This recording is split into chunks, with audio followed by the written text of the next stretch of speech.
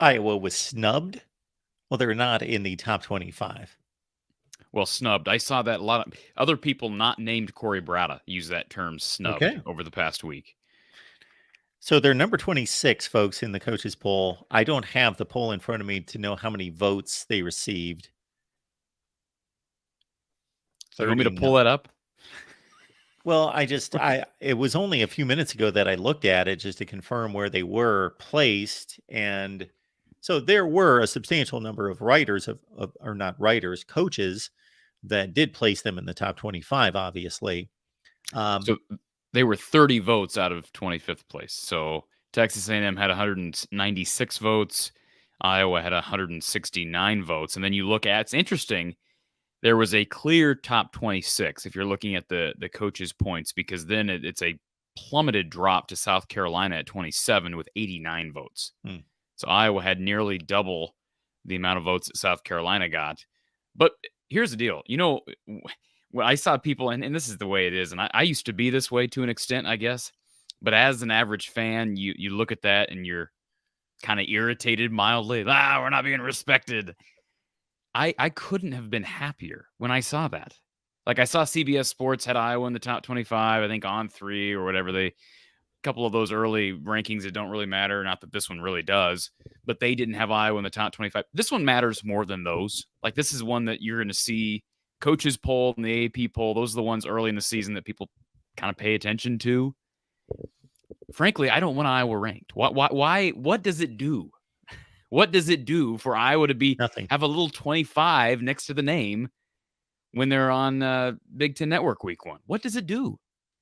All it does is it shouldn't, but all it does is it potentially creates a bigger target on the back of Iowa as a whole, because a team like Utah State or whoever Iowa's facing knows they have an opportunity to take down a top 25 team. Now, chances are, Mark, if Iowa dominates Utah State week 1, they'll probably be ranked week 2.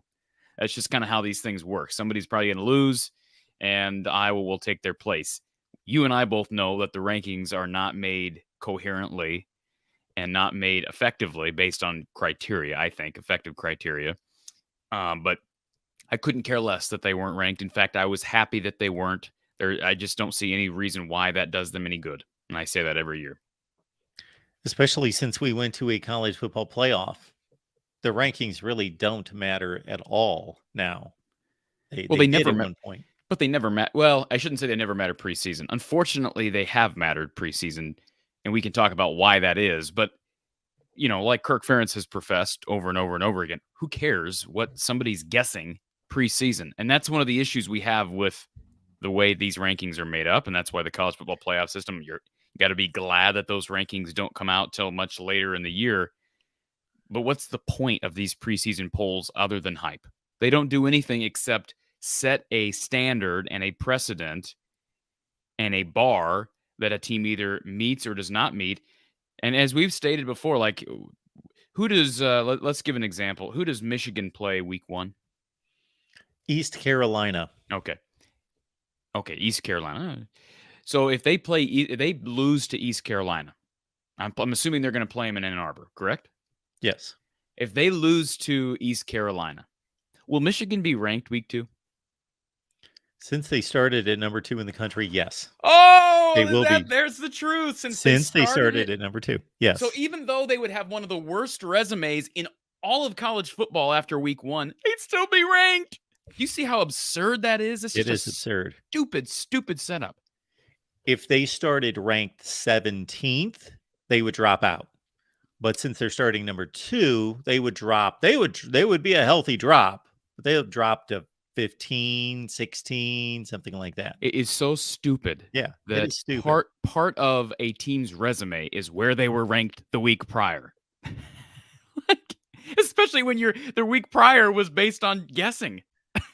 That's what's so stupid about it. But anyways, so I would rather Iowa not be ranked. There's no reason for them to be ranked.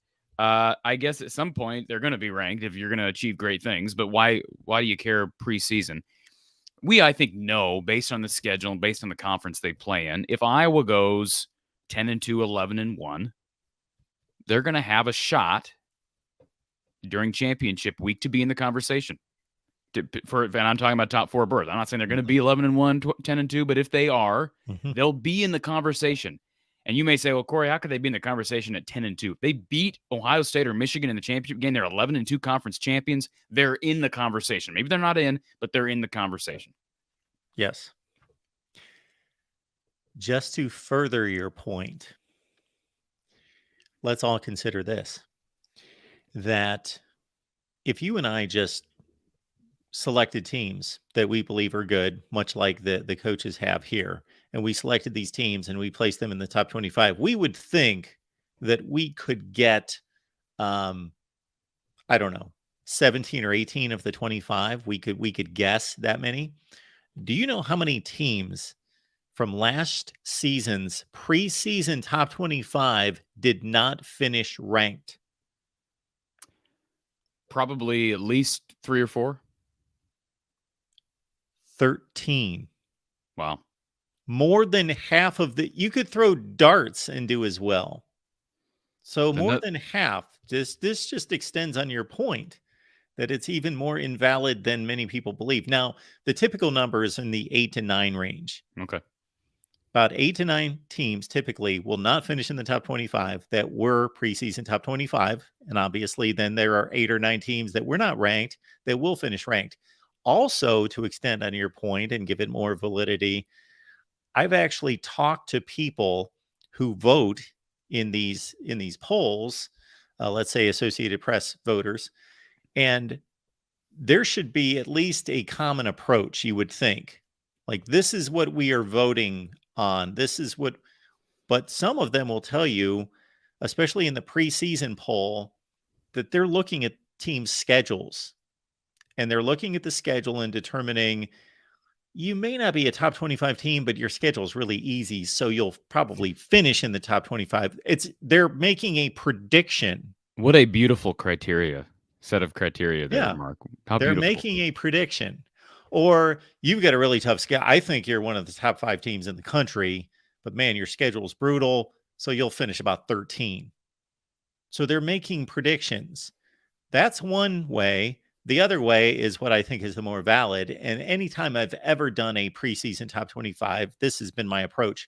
I simply believe these are the 25 best teams in the country in order, without any thought process to who they play, because that will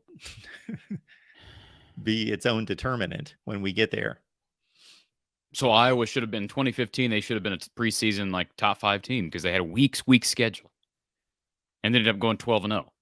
That is, again, just unbelievably dumb. Yes, but that's how this works. And so, are you doing a top 25, a preseason top 25? People will watch it. I probably should. I don't really want to. It can't be one that, you know what? I tell you what. I enjoy the top 25 once they start playing. Now I enjoy producing that video. But I think if you're going to make a preseason top 25, it has to be a top 25 that actually makes sense. And the only way for it to make sense is to look at data like returning production, recruiting data, all of that. That's the only way to make it make sense. I mean, I have no problem with you just saying based off who you think, not even looking up extra data, okay, these are the top 25 teams. But for it to actually make sense like you do throughout the season, you'd have to look at data. That's the thing about, you brought up these media people. I just, the very concept of these polls makes no sense to me because you and I both know they're not watching all these games. They're not. You think Chad Leistico of the Des Moines Register, who's a voter, is watching, TCU, Kansas State during Iowa and Indiana? I mean, you can't expect anybody to do that. And the coaches, believe me, those coaches are not watching. They're probably watching even less than the media. They're barely watching their own conference members because they're so honed in on their own games. I became more and more aware of this when I was a sports director at a CBS station in Mississippi, and I was locked in on Alabama, Ole Miss, and Mississippi State. Well, having the background that I do and being of the mindset that I am, I'm at that point, sports junkie, I'll say college football junkie, that I was doing everything I could, DVRing games all over the place to watch everyone. So I was and I was not entrenched in the culture in the SEC to be that narrow-minded. But these people, they have a job to do. To your point, they have a job to do. And for example, here was a typical Saturday of covering, let's say I was going to the Alabama LSU game.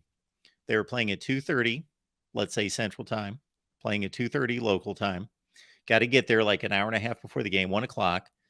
Got to leave, got to gear up, go to the station. So you're missing every game that kicks off for you Central Time, 11 a.m. You're not seeing any of those games. You go to this Alabama LSU game. They kick off at 2:30. Game's over at 6:15. You go to the locker room for interviews. You go to the post game. You're not getting out of there until 7:30. You're driving an hour, hour and a half. You're getting back. You're editing. You're getting prepared for the 10 o'clock news. All your entire day has been consumed with Alabama and LSU. You've seen, heard nothing else. One of the many reasons why when people have asked me, Mark, did you ever aspire to be part of the Iowa media? No, I have no interest. I don't. I'll enjoy college football, Mark. And I've said to you several times since last year. I watched less college football last year just with this show than I ever have, and I didn't like that.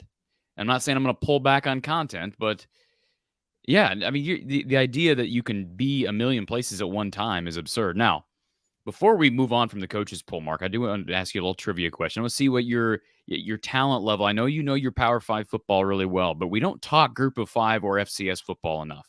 We're not going to touch on FCS, but I want to ask you, can you name how many of the teams in the Group of 5 can you name that received votes in the preseason coaches poll? There's only one, and actually in the top 25. You know who that is?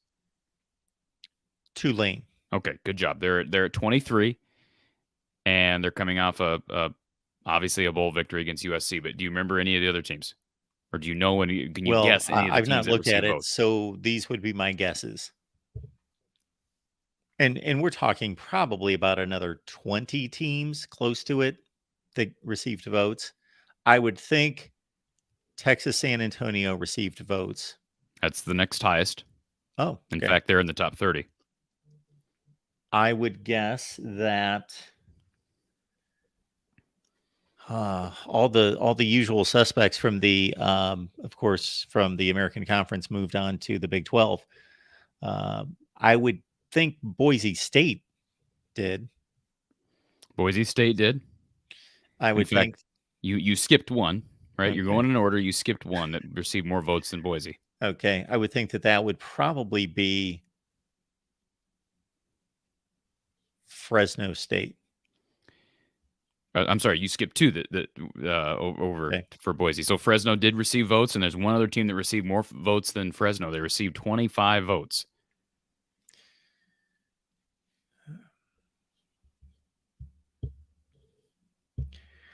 I'm guessing maybe not. I'm not going to try to get them in order. I'm just going to try to pick them off. Okay. I bet James Madison received maybe a vote or one vote. One vote. All right. I still haven't missed yet.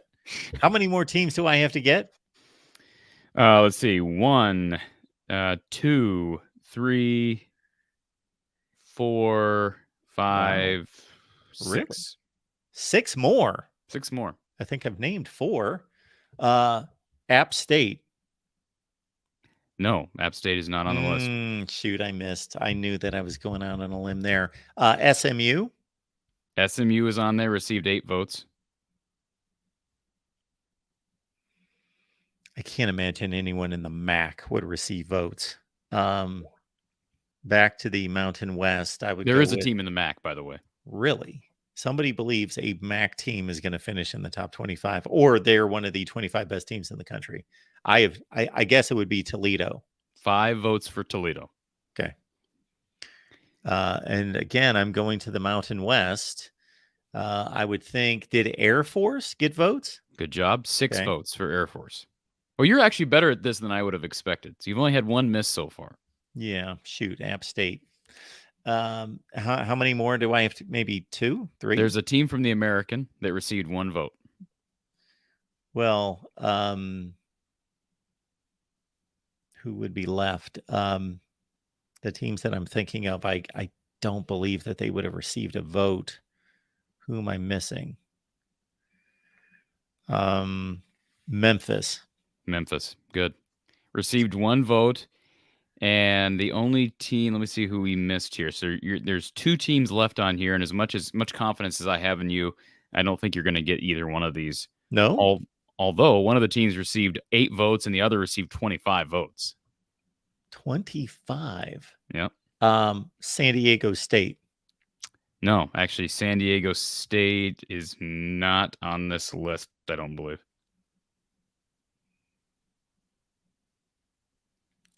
Yeah, These are 2 tough ones, actually. Well, especially the one is tough. Coastal Carolina. No, but I associate these 2 teams with Coastal because they're both teams that Liberty. you're getting closer. I'm sure the viewers are loving this, but Exactly. You give up? Yeah, I could just start naming every team in the country. So South Alabama got 8 votes.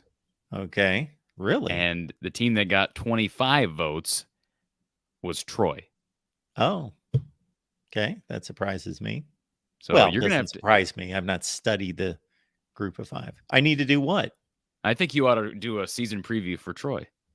I've never that's when I see that name on there, that's the one. Like I know did they win 11 games last year? I believe 2 years ago. So Troy, They might have last year. They, of course, they were coached by Billy Napier, who got the Florida job because he was so successful there. They beat LSU a few years ago. So who's their head coach now? Do you know? I would know a name if I saw it, but I can't come up with it right this second. So obviously, as you alluded to earlier, Houston, BYU, both those teams are part of the Big 12 now. And yeah, UCF is, you know what? I don't, where is UCF here? No votes. No votes. Really? Okay. No votes for UCF. So, you know what, though? I bet if UCF was still playing in the American Conference, they would have votes.